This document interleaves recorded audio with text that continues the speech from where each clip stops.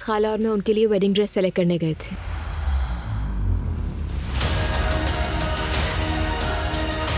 अल्लाह बखैर व आफियत उसकी शादी को मुकम्मल करे, आमीन। वो आदमी तुम्हें ऑर्गेनाइजेशन का लीड बनाने वाला है यानी? मगर उसके इसरार पर बनना पड़ा। ये क्या हो रहा है जिमल?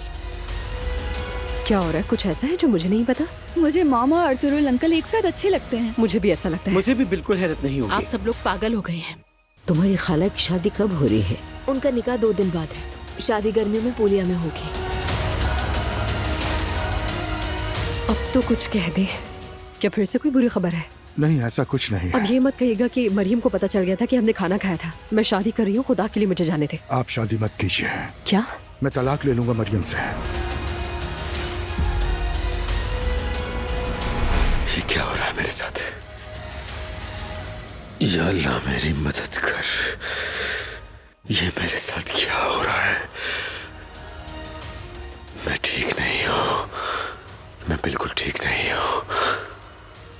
मेरे अल्लाह मेरी मदद कर। बदकिस्मती से इसका सिर्फ एक ही हल है और वो है ऑपरेशन। क्या मेरे बचने का कोई इम्कान है? ऑपरेशन के कामयाब होने का इम्कान सिर्फ 10% है।